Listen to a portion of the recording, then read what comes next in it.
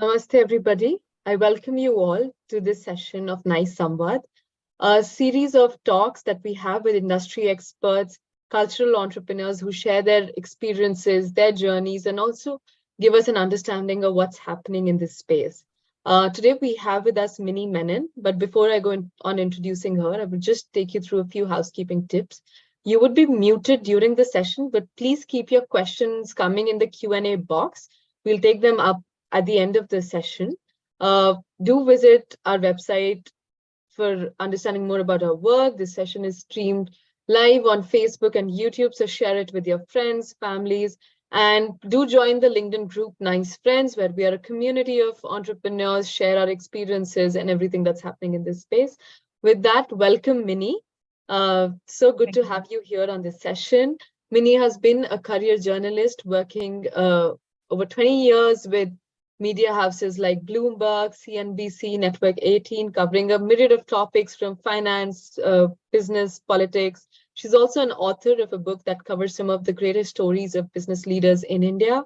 In 2017, Minnie started her digital storytelling platform called Live History India. And in 2022, she started People Tree, which is also a content and a storytelling-led e-commerce platform for artisanal products. I'll let Minnie explain and talk more about this. So without much ado, over to you, Minnie. Thanks so much for this introduction, Arun Iman. It's wonderful to be part of this platform, this community, because cultural entrepreneurship is something which is very close to my heart. It's something that I've been living and breathing over the last over 5 years now. And it's been quite a journey, and I'm very happy to share this exciting journey with you. Of course, as you would all know, it's a journey full of little hurdles and major hurdles, and we all have to cross them. But I think what keeps us all going is our passion for it. And in the course of this talk, I'm going to talk to you about how the heart and the head both play a very important role if you are a cultural entrepreneur. And some of the learnings that we've had, I will also like to share. But let me start by talking about how the journey began, actually. I've always been a passionate historian. That's been my training. And that also led me to a career in journalism, because journalism is nothing but chronicling history as it is being made. And hence, I actually ventured into journalism, and I had a wonderful run as a journalist. I was part of 2-3 very large networks from startup to scale, both in CNBC, TV18. I was part of the core founding team. I founded Times Now as part of the core team in the initial years. I was there for a year and a half. And then I joined UTV and then Bloomberg. Again, I was part of a startup team. So when I turned 40, like everything else, you question your life and what you're doing. And I realized that, with all the experience that I had had in starting up channels and large channels and working with international brands, I realized that I needed to use my experience to follow my passion, which was history, because no matter how far away I went from history, there was a time when I was, actually covering stock markets, and that was the bread and butter, really. It was as away from history as possible, but not quite. I realized that my go-to was always a history book, which always remained with me. And I felt really sad that I'm talking about 2016, 17, that especially when I was writing my book, I realized that a lot of Indian history is just not written. It's not there. I'm talking about contemporary history, but any phase of Indian history, if you look at, there isn't enough material on it. And the best works in India are being done outside India.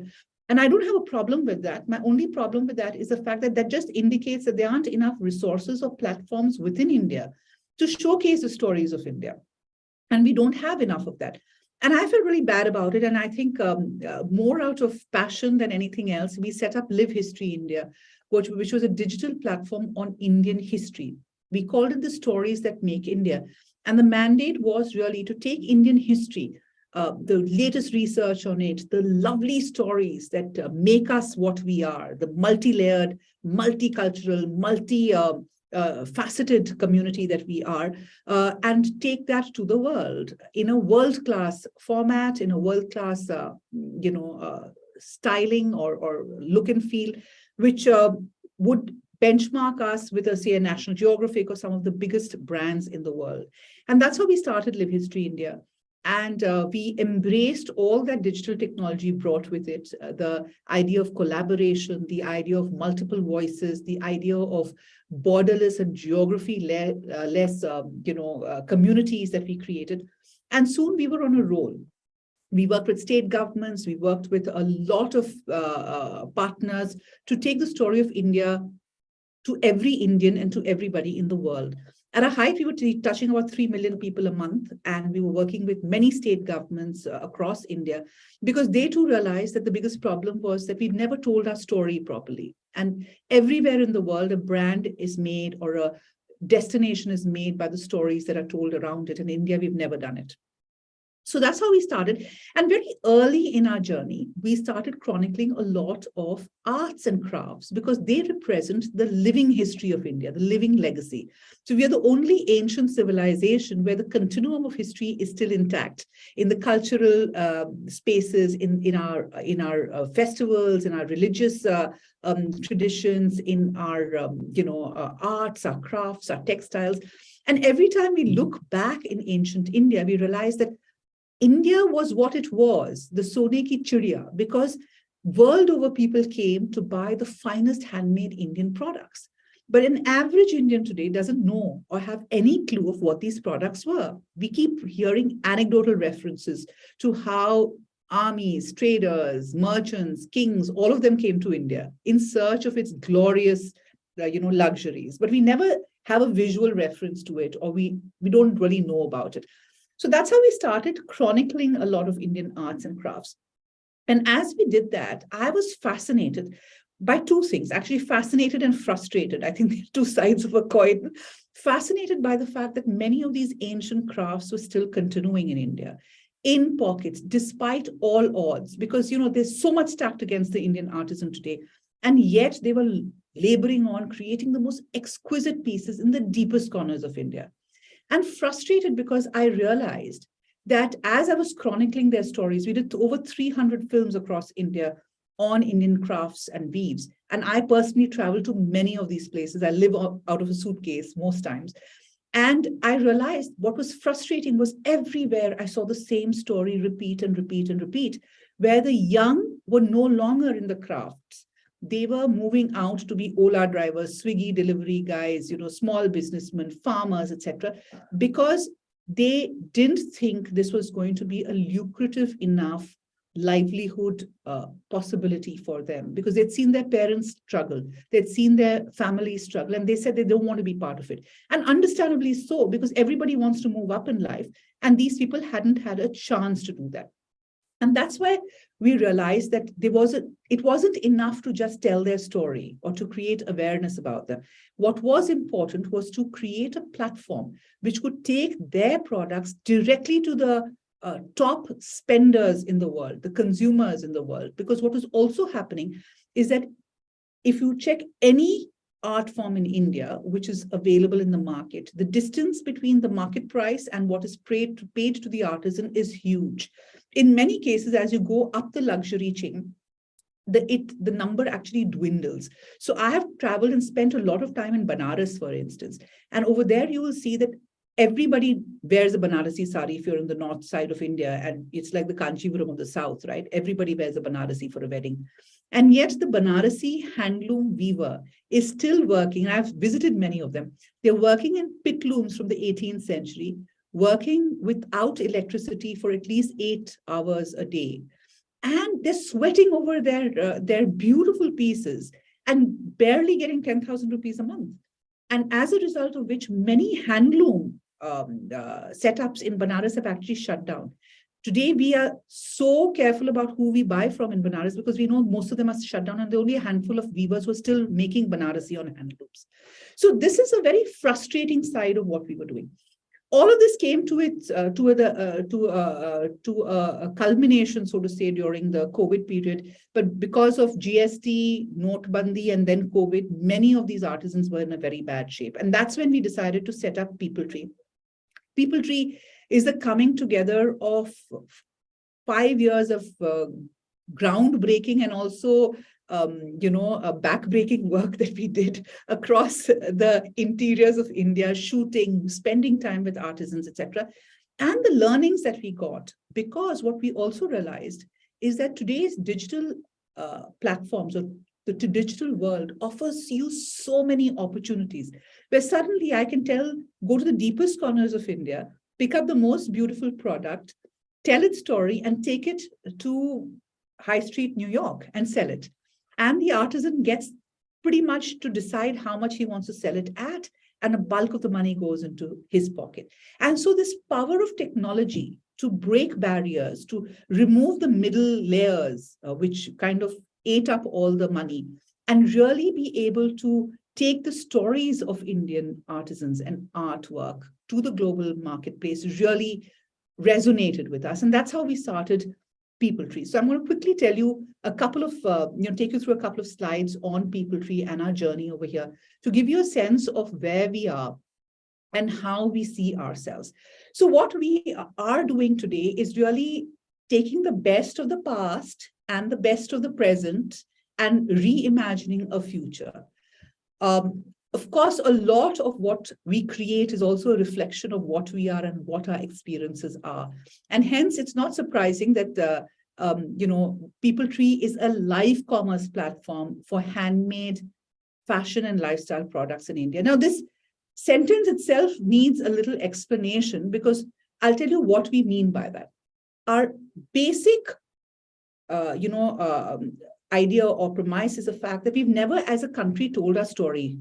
People buy stories. People, what is a brand after all? What is a Louis Vuitton? What's a Gucci? What is a Coke? What is a Levi's?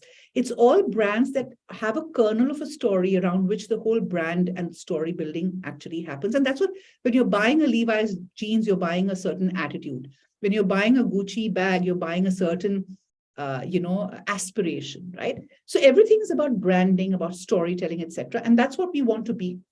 We want to be a live commerce platform which tells the story of India's beautifully handcrafted products. And we are very consciously pegging it as a lifestyle and fashion product. We are not pegging it as a traditional handmade, not-for-profit kind of a space product, but really a product that will sit proudly on the racks with anybody else's product. So we want to mainstream Indian handmade. We want to take Indian handmade to the fashion streets, to the high streets of the world, and get the top dollar spent on this. We're also using new technology. Live commerce is a very big thing. Technology offers us to go live from villages of India and take beautiful programming and shows, etc., to the world. So live commerce is a large part. So live commerce and storytelling is at the heart of what we are doing. Now, just to give you a little bit of a perspective on the opportunity that we are sitting on. Now, the global handicraft market reached about $700 billion in 2021, and it's expected to go to $1 trillion in 2027. I want you to focus on the last point, that despite the fact that we have millions of artisans, and India has, through history, been known as the place for the most fine products, we actually have just a 2% share of this very, very large market. Growing awareness and concern for the environment, meanwhile, is fueling a huge shift in the way people are buying, in the way people are seeing their own consumption. And I think this offers us a great opportunity, because India has a legacy, a very rich legacy of handmade products. And guess what? Everything that we make by hand are also very sustainable, very environment friendly, using natural fibers and natural products, and are an antithesis to the factory-made, mass-produced synthetic products that define fast fashion. So the world is moving towards slow fashion, sustainable, environment-friendly. India is the place to be, because, as I said, we have the largest pool of artisans, and most of them, in fact, everybody I have met is using very, very natural products. So our thesis is that, and I'd like you to focus on the last line over here. As a history lover, I am absolutely amazed at the prospect of being able to deliver on this promise. But this is the kind of mission that we are on, that, first England, UK, the Manchesters and the Birminghams, and then China became, of course, in the middle, you had all the Asian tigers, etc. They became the suppliers to the world, which is really the factory-made suppliers to the world. And what we can do in this age is really become the natural suppliers to the world, where we become the suppliers to the environmentally conscious world. And there we can regain our great legacy and our great tradition of supplying the finest handmade products to the world. So this is something that I'm super excited about, because while we talk about China's dominance in industry and factory-based production, we can start and we should start looking at India's place through history and how we can regain this legacy. So what do? We have a very, very rich array of offerings, both in terms of artisanal products as well as storytelling tools. We have short format videos, long format videos. And when we talk about products, we're not just talking about the product, we're talking about the community, the culture, the region it comes from, the history, the tangential history. And as we go along these routes, the discovery is just amazing. For instance, we do a lot of work with ikat makers from Koilagudam and Pochampalli in Telangana. And you'd be amazed that our research team found out that the earliest reference to the ikat, by the way, is in the Ajanta murals of about 1400 years ago. And in those murals, you can clearly see ikat fabrics. And the same designs of ikat are still used today. As we dug deeper into the story of ikat, we also realized that a large part of the ikat traditions that you see in the Malacca Straits in Indonesia, in Southeast Asia, actually came from Patan in Patola. It's a beautiful story of how a fabric, a textile, traveled the world and made it its own. And most recently, I realized that the Dutch traders who went to the Malacca Straits to buy spices, nutmeg, etc., actually paid the rulers of those kingdoms in Patan Patola cloth, not in currency. It was that powerful as a tool of exchange or a marker of wealth. So these stories are beautiful. They talk about interconnectedness. They talk about how India dominated the world. And it actually tells you the importance of these textiles and these handmade products in our own history. So what we're also doing is that we look at ourselves as a platform, or actually platform is a wrong word to use, but we create a framework where we are connecting the creators of handmade with the creators of content, because we also believe that the digital world is an area where it's all about collaboration. It's about not trying to own everything, but really sharing and coming together to really create a wave. And to explain this, I'll tell you that while we're working with creators of handmade products, we are working with hundreds and thousands of artisans, for instance. We are also working with influencers and content creators who are our new digital ambassadors, our DSAs, so to say, who are taking these stories to the world. Now, this is a very interesting jugalbandi that we see, because what we're trying to do is get the artisan into the digital age with the help of digital entrepreneurs or digital creators who are kind of magnifying their story and taking their story to the world. So this is a lovely relationship that we are building. We're working with a lot of influencers in the US.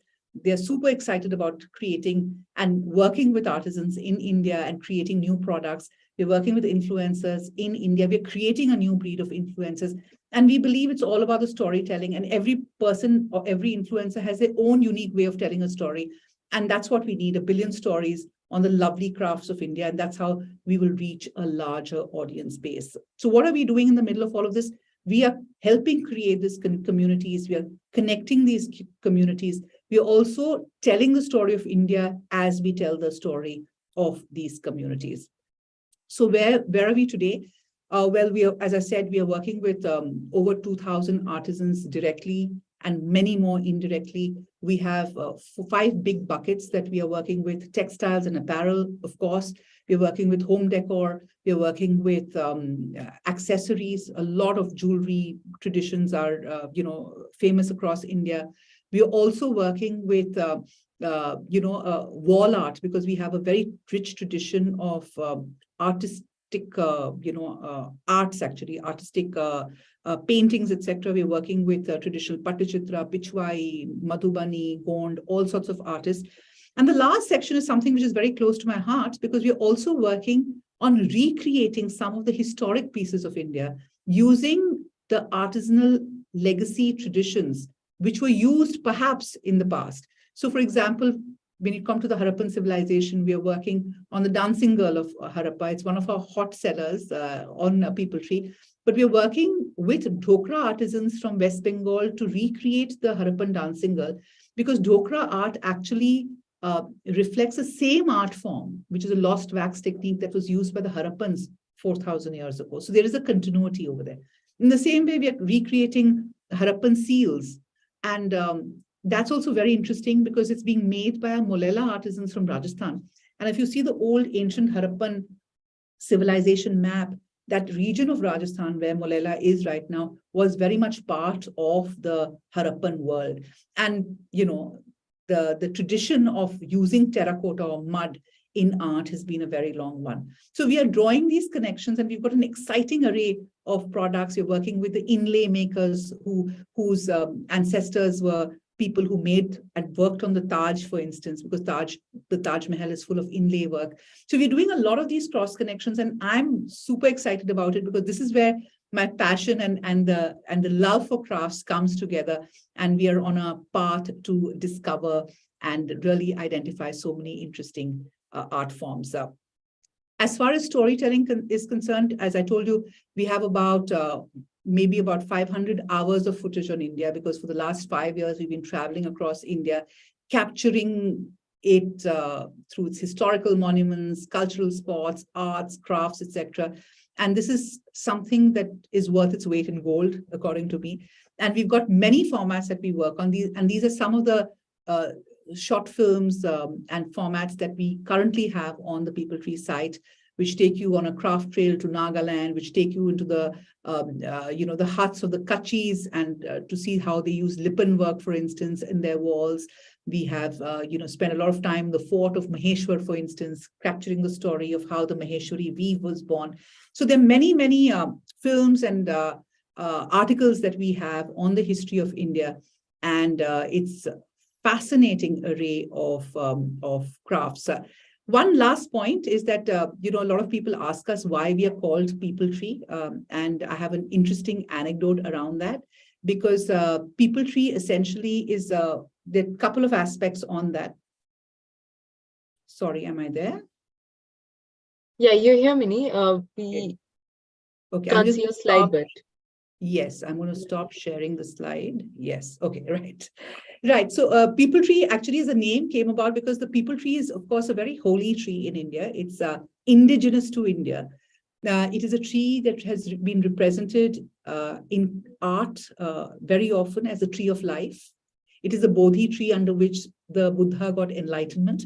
And my favorite story is that the earliest representation of any tree in India is from a Harappan seal, which shows a People Tree with two unicorns around it. And the People Tree keeps emerging in Harappan seals because we and experts believe that it was possibly a tree of great religious or spiritual significance for the Harappan. So the continuity of one tree, which is something that you'll see outside your window very often, and our history and our culture really brought us to the realization that we could only be called a People Tree, because that's what we stand for, really embracing all sorts of art forms, all sorts of entrepreneurs, creators, etc., to bring them all under this one tree, under this one umbrella, so that we can all combine our forces to really take India to the world.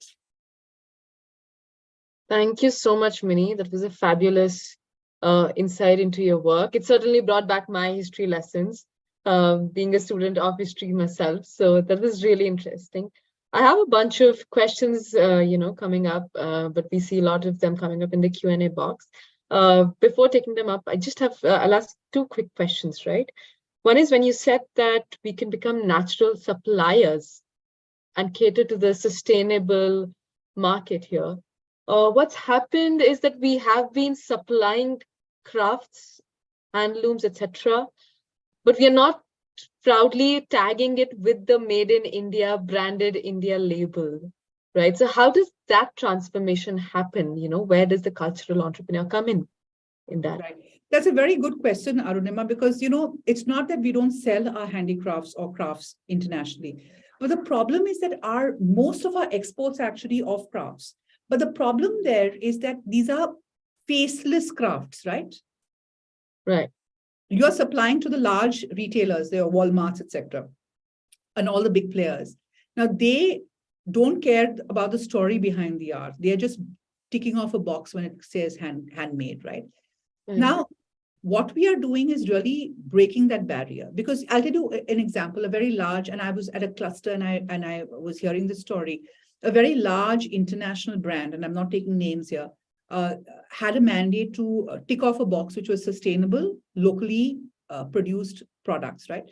So they gave an order for 500,000 blue cushion covers made of handmade cloth in a particular cluster. They just couldn't supply it. So what happened was that the middleman who got the order decided to then take mill-based cloth and create blue cushion covers in a factory using the handmade tag and send it off, because the cloth was, natural fiber. Now, those are the hacks by which people have been supplying. So that's where, to service this large demand of export houses, we have created multiple middle layers of aggregators or people who are now producing it in factories and giving it out there. So gradually, the crafter or the craftsman is getting pushed out or elbowed out of the system that only focuses on large quantities of a standardized format for international players. So that's where our supply chain, it has kind of, we also a country of jugaad, so it is kind of fixed to this, it has found a solution to this problem, but in doing so, it has left a lot of artisans without jobs. Right. So I think what we are doing is a complete antithesis to that, where we are saying that we believe in small batches, multiple batches, because we believe that every artisan cluster, every artisan in a cluster will also make things differently. You can't have standardization, because if you want standardization, you go to a factory. But you have to celebrate the diversity. You have to celebrate the human, identity that gets stamped on to these products. Right. So then in that sense, I really like what you said, right? Multiple batches of such delivery and such consignments, but then you ensure that the work is actually artisanal in nature, right? Yes, absolutely. And I think that's where brands like People Tree come in, to ensure that authenticity is maintained and the artisan is also plugged into the supply chain. There's no other way around, right? On that note, we have a question by Anand, who says that we see heritage-driven businesses reach a threshold but not scale beyond to be truly competitive with mainstream brands. Is this something to be expected, or how can this be turned over? Well, that's a very important question, and I agree with you completely. Now, I have also been trying to figure out why does that happen. And I feel that there are two things that happen. First of all, I think entrepreneurs need to think scale and have ambition. Very often, we are also the same kind of people who are coming into spheres like that. We think more with our heart than our head, right? We're not thinking scale. We're not thinking of hacks to get that scale. The second is, I feel that, it's also about how you adapt your business model. I think today's world of collaboration, of digital, of direct connect to markets, of storytelling, all of these factors are nullifying the problems of the past. In the past, the moment you have a very heavy inventory model, a retail model, it's very difficult to match up to the scale and the size of organized retail, because by nature, they have cracked the method of large productions, amortizing costs, getting scale organized. This space requires a different way of thinking. And I feel that we've been able to achieve and think differently also because we've got a very diverse set of people into the room to solve this problem. We all connected because we have a common vision and mission to take India to the world and to serve our artisans. But we all look at it from a different perspective. There are people who look at it with ambition, saying we want to be the Etsy of India. We want to be the biggest player in the handmade segment. There are others who say that, hey, I want to have, 5,000 sales a day, and that's what's going to give me joy. So we've got a different set of people. We've also got people who have done regular e-commerce, who've scaled up fintech companies, who've scaled up. So I think this different perspectives, I think, add a lot to the kind of decisions you're making, the path that you're taking, etc. And I think the idea in a nutshell is to think out of the box, think scale, think about, because I also believe that scale for me is not about getting a unicorn status. Scale for me is how can I impact 200 million artisans, right? That is scale for me. Now, scale for me is to make the maximum impact, you have to be a large player. You cannot make great impact if you're a small player, because we are a great country of well-hearted people who have tried, who struggled through their life to do it. What I believe is that it's time to get all of these people together and say, hey, come join us. Let's make an ocean out of the little droplets that we have created. It's not good enough. I think India's artisanal community needs a big push-up. A joint forces have to come together to be able to do that. It's not good enough to do it in small trickles. Right. Absolutely agree to that, Mini. When you say that impact and the scale that you're talking, it has to be bottom up and also top down in some way, right? And that's when you're actually covering the entire ecosystem. And I'm glad that you touched upon this point of bringing forces together, which brings me to another question, which is, how do cultural enterprises look at collaboration? Because sometimes we see there's a lot of reinventing the wheel, same kind of products, same kind of clusters, same kind of problems. So how do you actually build that kind of an ecosystem which is addressing these things collaboratively? Right. So, Arunima, we are working with 3-4 segments, and these are early days. And I really think that one of the biggest challenges, I always believe in India, the challenge is not the supply, it is the demand. It is ensuring regular, accelerating demand, which will keep the engines of supply firing, right? Because supply, as I said, there are 200 million artisans. Many of them are out of jobs. To get them to come together, to create, to reimagine. So I would place the problem as two. The first is consistent demand. The second is innovation of contemporizing products to make it relevant, right? Now, these two challenges are huge. Now, how we look at it is that we work with a multitude of players, right?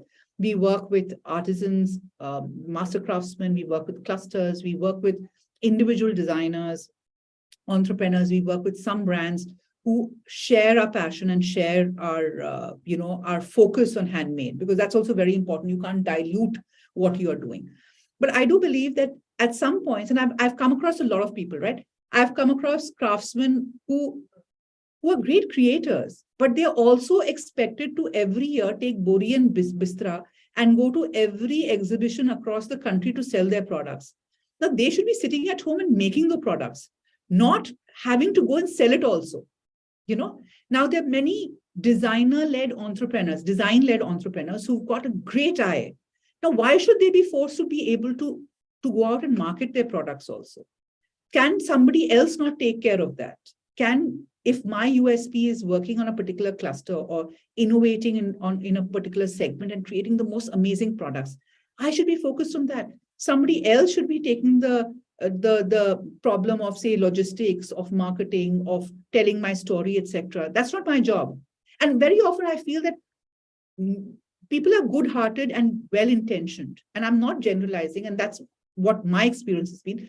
You come to a conclusion that you want to leave your job and drop everything and create this beautiful product with a handful of artisans that you have met.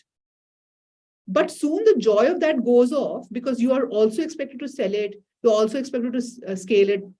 And once you start working with artisans, you need to help them grow. You can't have status quo. That's the worst thing you can do. Open up a cluster, get them to do something new and say, okay, now there's no more business coming, right? Right. So what we are proposing to do is that we are working with content creators, we are working with brands and saying that forget about distribution, selling to the US, how to ship to the US, how to do logistics. We'll take care of all of that. You just be true to your product and create a fantastic product, which is handmade and which is helping artisans. But that we are very particular about, that it has to be artisan driven. It cannot be, we are a platform for artisans. They are our major stakeholders, right? So we need you to be true to that. And if you're true to that, we'll take care of everything else. We'll give you, expose you to all the influencers that we are working with. They will pick up your products and talk about it. You have to only worry about the product. And that's a format that is working increasingly. Right. I think that also answers the question that Kalyan poses, which is on the sales and marketing side of what People Tree does, with the sales bit, the distribution bit, and also working with content creators, influencers. I'll take up a question by Ritvik, who says that with such a distributed manufacturing channel, how do you ensure quality control? This we are very particular of. We have an in-house team of designers. We have a team that works. We have hubs which have been set up in the West, in the East, in the South, and in the North. The hub in charges are very closely working with artisan clusters. They're also people who have worked for over decades, a decade, 2 decades with these artisan clusters. So they know, they're very particular about quality, because at the end of the day, we also believe that the artisan is as much of an entrepreneur as we are. And what we need to do is to tell them the value of creating products in a timely manner, in a high quality kind of a focus, so that they get more business. And we are gradually converting a lot of our artisans to that, right? I think we are also very keen to work with entrepreneurs. So if it is an artisan, he has to have the hunger in his stomach to say that, hey, if I do 500 pieces, I can get my next order and go and create more pieces, So we've kind of channelized all our energies into creating this pool. Right. I think that's very important when you said that, the artisan also has to be an entrepreneur. That means that it's more about the mindset about, actually working, being open to newer designs and innovation in the product as well, right? I think that's something that all entrepreneurs at some point do face a challenge with, right? Arun Iman, I will also correct it over there. See, when we talk about innovation, I'm not talking about innovation in the core art form, right? Correct. That is their legacy. But I'm talking about the way in which we look at it. For example, I'll give you a simple example, right? Now, India has a rich textile history, right? It's every district in the South has a textile tradition. I mean, if you go to Andhra, you just travel from district to district and district, and you'll find new weaves, right? It's a fascinating array. But the only way we've ever imagined our weaves is either as a sari or a dupatta. Now, my question is that if you're going global, neither do they wear saris nor dupattas. How do you reimagine textile? How can I own a Banarasi without having to wear it? Yeah. Or make it into a jacket, for example, anything. Right? So that's where we want innovation. We don't want innovation in the core art form. We don't want to ask the Banarasi guy to make a kalamkari piece and show me because it's innovative. Now, that's a wrong approach to do it, I feel. I feel the right approach is to let him focus on the core strength of his art form and help him reimagine it for a product range that can be palatable and acceptable for anybody in the world. Right. Now, that is the challenge that designers, creators, etc., should come up with. And I think that's the kind of people we are working with. Got it. Another question from Ritvik is that do you also export products? And in that case, which are your largest consumers globally? So we are shipping our products across the world today. In the US, we are not exporting. I mean, it's an e-commerce company, so we are actually selling directly to customers across. So yes, the US is the biggest, and that's where our largest focus is. That's followed by Europe, Australia, and Southeast Asia, especially Hong Kong and Singapore. Right. Okay. Bunch of other questions coming up. We may not be able to take all of them, considering the paucity of time. But I have one question that I'm very interested in asking, which is People-Tree started in 2022 and not even a year, and you guys raised $6 million funding, right? What was the success mantra for you guys? I think two things. It was that while we did start in 2022, Arunima, we had worked 5 years on the ground, collecting histories, oral stories, connecting artisans. So it wasn't really yes, PeopleTree was a new entity, but it came with 5 years of rigorous work on the ground. So I think one was the authenticity of it, the fact that we had walked the talk, that the kind of data, the kind of research that we had done, nobody else had done. The second is also the team. I think we together brought in a lot of interesting experiences. And that was something that worked very well. And also, finally, I think we found the perfect fit in the kind of investor we brought on board. They were as passionate about rural India and getting the artisan and the crafts of India, a larger wallet share to improve livelihoods as we were. So I think it was a perfect coming together of all of these forces that kind of helped us achieve what we did. Right. Do you think there's a right time for an enterprise to look at funding, or when? Yeah, funding is very important, right? I'll tell you, my own experience is that the big problem is that if you don't grow, you can't attract the right kind of talent, right? And I remember a tech entrepreneur once telling me this, in a forum, I think it was the head of persistent systems, who said that the biggest challenge for entrepreneurs is to be able to grow. Because if you don't grow and you say that this is enough, I don't want to grow more, I'm happy, you'll gradually lose all your talent. Because ambitious, hardworking, talented folks come to companies that grow, right? And I think the biggest aspect of funding is to be able to get the right team to deliver on this vision. Because what you can't do is be constrained by budgets. And that was what is happening, with us in the early years. Everybody loved Live History India. Everybody adored it. Even today, I think the goodwill that we have because of the work we've done is huge, right? And we, of course, cracked it because we worked with over 150 historians, etc. But I ran into a problem when we were going into subscription. We needed to revamp our entire technology framework. We never had the money to do that because we couldn't get the tech talent to do it. You understand? So everywhere you might be well-intentioned, but unless you have a pathway to grow and a vision, which is scale and ambition, you will not get the right talent. And I think the fight is about talent, because you can have a great plan on paper, but implementing that plan and getting it all together is where, where you need to spend all your time and energy. And for that, you need the funding. Right. So I mean, it's like a multidimensional approach, right? You need a good team, you need good kind of financial support, you need that kind of a vision to get everything together and then work out, a strong business model for that. I think we'll take one more question here by Pradnya, right? That are there quality standards that have been defined for crafts in international markets, and how do you ensure product and packaging quality when you work with craftsmen at scale?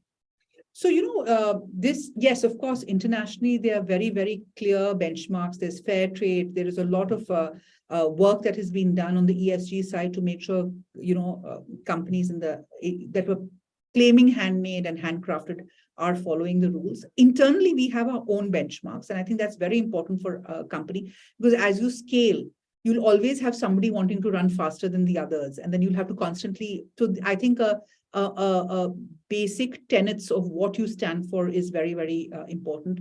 So for example, in textiles, we have a clear mandate that anything that we do has to be natural fibers. It has to be azo-free, that is largely chemical-free, and it has to have some element of a craftsman's intervention in it. So either by a printing or a weave or anything of that sort. So these are benchmarks that we have imposed within our own system. As far as packaging and this thing is concerned, you're absolutely right. An artisan sitting in the interiors of India, in Bankura, in West Bengal, cannot be expected to package it and send it in top quality to a buyer in New York. I think it's unfair to even ask him to do that. So what we do is that we have centralized this function. So while we collect from these people, from our artisans and our clusters across, we do the QC check, we do all the checks, we do the packaging, and then send it out from our QC center, so that we make sure that there is no margin of error. Even any kind of defect, any kind of an issue, we send it back to the artisan to correct it. That's something that we are very clear on. Right. So I just have a follow-up question here, which is, this is sometimes a back and forth process, right? How do you ensure, or how do you budget in time for this when you have to actually send out and deliver a consignment on time, right, to an international? Arun Iman, this is an interesting question, because the consignment on time concept happens when you're working for a B2B business, right? Where if you're working with a big brand and he wants delivery in the next 2 months and you have to deliver. Of course, so what we have also realized is that people realize the value of handmade. Most often, they are also fairly patient when it comes to handmade. I'll give you 2 very interesting examples. One is the fact that, there was this Pichwai painting that we had on our site, and a lady bought it. And we wrote back to the lady saying that, it is going to take 4 weeks to give it to you. She got very upset. She said, I've ordered it. I wanted, every e-commerce site gives it to me in 7 to 10 days. Why are you taking four weeks?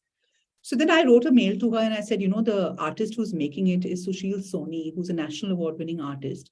And by the way, he also did the beautiful ceiling to floor mural in Antilla, Mukesh Ambani's house, and in the Hyatt Regency. And he's a much sought after artist. And so he's going to take some time because he's hand making it for you. And she wrote back and she was so thrilled. She says, yes, please ask him to take 2 more weeks if it is required, because I definitely want a piece from Sushil Soni. So the idea is to explain to them why a particular product takes so much time, right? Now, so we've also made sure that we say that we will ship it to you in 2 weeks' time, right? So there is a 15-day margin, and we also have different products in different categories. So there is a just-in-time category where you order it and it gets made for you. There's also a category where we keep short inventory, where we have inventory where we know these products are going. So we have an inventory for, say, 15, 20 days. Because what we don't want to do is weigh ourselves down with very heavy inventory, because that's where you can spend a lot of money and get lost. Because, talking about hundreds and thousands of artisans, a different kind of art forms, you'll go nuts trying to manage the entire thing. So we have a very calibrated strategy depending on what product needs to reach where. Right. On that note, just to follow up, since you mentioned about, who the artisan is behind the product, right? Kushbu asked, is it a good idea to give credit to the maker by giving identity to product in his or her name? Of course it is. I think it's very, very important, right? And very often we do that. If you see, most of our descriptions have a very clear this thing, especially our artists, right? We can't always do that, because in weaving, for example, at least 5 to 6 people work on a particular weave, right? So there is somebody who's dyeing, somebody who's weaving, somebody who's, there are multiple layers. So, but wherever we can name it, and we have, of course, named them. So I think it's very important, because eventually each one of these artisans should be a brand. And that's the ideal situation where they start commanding money. See, because we are also very key that why are we telling the stories of these art forms and artisans? Because we believe that we need to treat them as creators, as artists, not as, laborers who are making and producing some product, because that's not what they are. Right. They are fine artists who are carrying forward legacies, and we must respect them, and we must get them a larger wallet share for what they are doing. And right. I think that's a very, very core belief that we have. Right. I think I'm going to just end on that question. I know we've exceeded our time, but when you said, the large wallet share, a lot of enterprises that we come across, they're in this dilemma that, we want to do good to the artisan, we want to empower them, we want to give them fair wages. But at the same time, how do we make a profit for our business, right? So how do you address that kind of a challenge? First of all, do you go through that kind of a challenge? And what's your question? But we are very focused on the fact that, we also believe that the products that we do have very high margins intrinsically, because there's a lot of value add, there's a lot of curatorial work that we do. So it's not just anything that we put out there. And we ensure that we have enough margins to make sure that the artisan gets more than the value that he would have got anywhere else. So like I said, our focus is on 2 things: our focus is on great customer delight, but is also on great artisan delight. So there are two stakeholders that we have. We treat our artisans with the same kind of, we give them the equal, if not more importance than the end buyer, because for us, both are as important. Right. So if you're giving the right price to the buyer, you also need to give the right price to the artisan. So we are very focused on this. So Yes. sometimes, our experience is actually that it has to be a win-win for everybody. Yeah, so that's what we say, there has to be that jugalbandi between the supply and the demand side. And that's when the whole entrepreneur ecosystem and the cultural sector actually stands to benefit, right? There are a lot of questions which are on quality, on certifications, etc. If it's okay with you, Minnie, what we do is we would email these questions to you. You can send your responses and we can share it with our audience. To all those who we couldn't take your questions today, please do email to us at namaste@niceorg.in. I'm just putting out the email ID also in the chat box. Minnie, one of the highlights from this session has been your journey from Live History to People Tree also, which is the journey from protection to promotion of culture. And that's something that we firmly believe at NICE as well, which is why we need cultural entrepreneurs to be the custodians and the storytellers of our crafts and our heritage. On that note, thank you so much for this session. It was lovely chatting with you. And we do look forward to learning more. Best wishes to both your ventures as well. Thank you so much, Arun Iman. Now it's one venture. So Live History India is called People Tree Stories, but we continue to tell the stories because I think that also requires as much emphasis as our craft, because at the end of the day, they're two sides of the same coin. Correct. Absolutely agree with that. Thank you so much. Thank you, everybody, for joining us today. And do send us your questions. We'll definitely forward them to Minnie. Thank you so much. Thank you so much.